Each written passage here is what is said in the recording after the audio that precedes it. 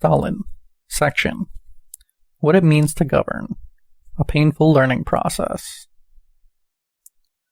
Let's return to the Hegelian analysis of the French Revolution's dialectic, and of the great revolutions in general. Starting from the concrete experience of the disastrous consequences to which the rush to erase leads, individuals understand the necessity of giving concrete and specific content to universalism, putting an end to universalism's mad pursuit of immediate realization and purity. Renouncing absolute egalitarianism, individuals, quote, again accept negation and difference, that is, the organization of the spiritual masses in which the multitude of individual consciences express themselves. These, moreover, quote, return to a particular and limited work, but precisely for this. They return to their meaningful reality. End quote. In other words, it's understood now the unproven and disastrous myth of a universal will, or to use language from someone other than Hegel, used by no small number of Russian revolutionaries, of direct democracy, of, quote, collective leadership, that, without mediation and bureaucratic limitations, expresses itself directly and immediately in the factories, in workplaces, in political organizations. As one can see, aside from Jacobinism, the target of Hegel's criticisms are anarchistic radicalism and millenarianism. This is confirmed by his reflections on the other great revolution, namely the Puritan Revolution that breaks out in the middle of the 17th century. Putting an end to an unsuccessful and pseudo-revolutionary period of religious exaltation, and offering a positive political conclusion to years of work, Cromwell demonstrates that, quote, he knew very well what it means to govern. Quote, taking firm control of the reins of government, he dissolved the parliament that had been consumed by prayer, and he commanded the throne with great splendor, as protector. End quote. To know how to govern means to be able to offer concrete content to the ideals of universalism that inspired the revolution.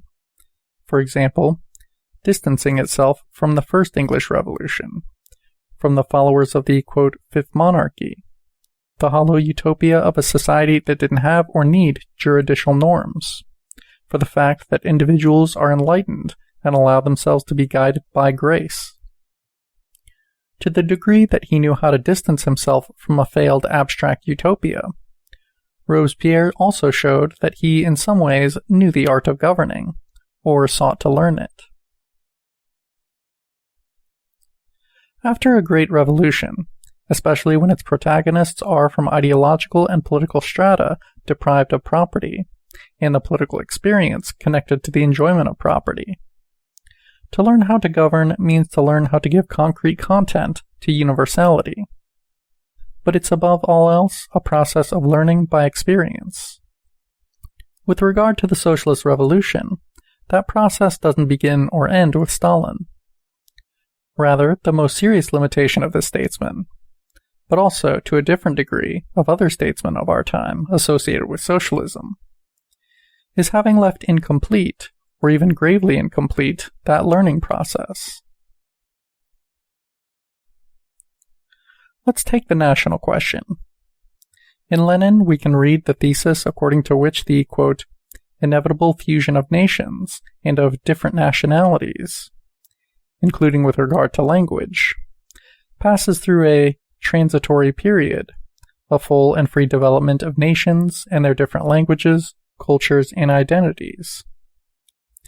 At least in relation to the transition period, here it's evident the awareness that the universal must know how to embrace the particular. A significant learning process had already begun. We are already past the abstract universalism that is expressed, for example, in Luxembourg, for whom the particular nationalities are in themselves a negation of internationalism. Yet Lenin, in speaking of the national question, appears to grasp the unity between the universal and the particular only in relation to the transition period. Stalin is sometimes more radical. Beginning of long quote. Some, Kautsky for example, speak of creating a single language for all humanity under socialism and doing away with all other languages. I don't really believe in this theory of a single language for all of humanity. In any case, experience doesn't speak in its favor, but against this theory. End quote. Judging by this passage, not even communism should be characterized by a single language for all humanity. It's as if Stalin was afraid of his own courage. Moreover, he prefers to delay the, quote, fusion of nations and national languages to the moment in which socialism has triumphed on the world stage. Maybe only in the last years of his life, when at that point he had indisputable authority within the international communist movement, does Stalin prove to be more daring. He doesn't limit himself to stressing that, quote, history shows a great stability and an enormous resistance by languages to forced assimilation, end quote. Now, his theoretical elaboration goes yet further. Quote, language is radically different from a superstructure. It isn't created by any single class, but by a society as a whole, by all the classes of society, thanks to the efforts by hundreds of generations. End quote. Therefore, it's absurd to speak of a language's class nature. But then, why should national languages disappear? And why should the nations as such disappear, if it's true that, quote, the language community represents one of the most important signs of a distinct nation, end quote. However, despite all this, orthodoxy ends up coming out on top. Communism continues to be thought of as the triumph of the, quote, common international language, and ultimately as a single nationality. At least with regard to that mythical final stage, the universal can again be thought of in its purity, free of the contamination of the particularities of languages and national identities. It's not solely an abstract problem of theory. The attachment to orthodoxy certainly didn't contribute to the understanding of the permanent contradictions between nations that aimed for socialism and considered themselves committed to the construction of communism. It's these contradictions that played a primary role in the process of crisis and dissolution of the, quote, socialist camp.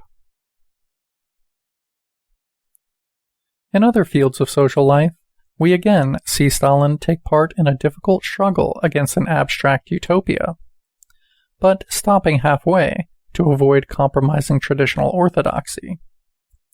In 1952, therefore, on the eve of his death, he feels obligated to criticize those who want to liquidate the market economy as such. In a polemic on this, Stalin wisely observes, beginning of long quote, they say that market production in any condition must necessarily lead to capitalism. That is not true. Not always, not in any condition. One cannot identify capitalist production with market production. They are two different things. End quote. There could very well be, quote, market production without capitalists. However, again in this case, orthodoxy proves to be an insurmountable barrier. The disappearance of the market economy is delayed until the moment in which, quote, all the means of production are completely collectivized, with the surpassing, therefore, of cooperative property itself. At last, the problem that's perhaps decisive. We saw Stalin theorize a third function, in addition to repression and class struggle at the national and international level. A prominent jurist was right to point out that the report to the 18th Party Congress of the CPSU had put before us, quote, a radical change in the doctrine developed by Marx and Engels, end quote. It was a change that Stalin had reached from his experience in government, from a concrete process of learning that had already left its traces in Lenin's final thoughts and political decisions, but that had now taken another step forward. Trotsky had argued very differently. He had hoped to synthesize the positions of Marx, Engels, and Lenin in the following form, quote, "The generation that had conquered power, the old guard, began the liquidation of the state.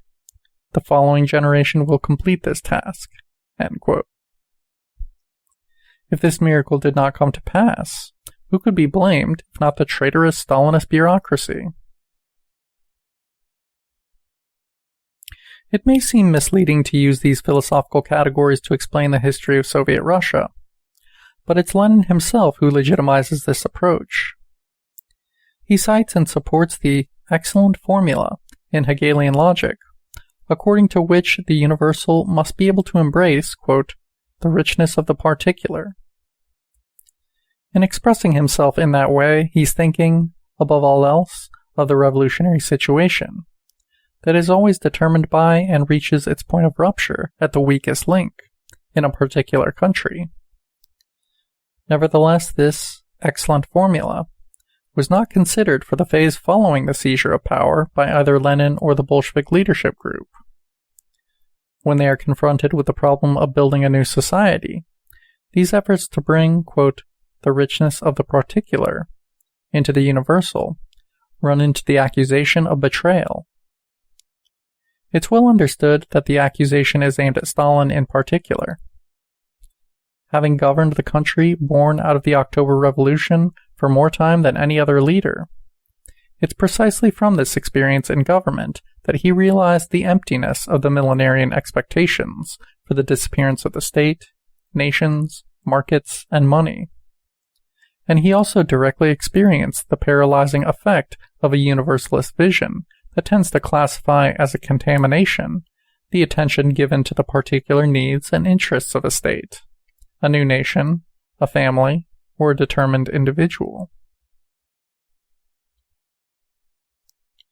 If it's true that ideology plays a significant role in the prolongation of the second time of troubles, it's necessary then to point out that Stalin's antagonists are particularly guilty of this.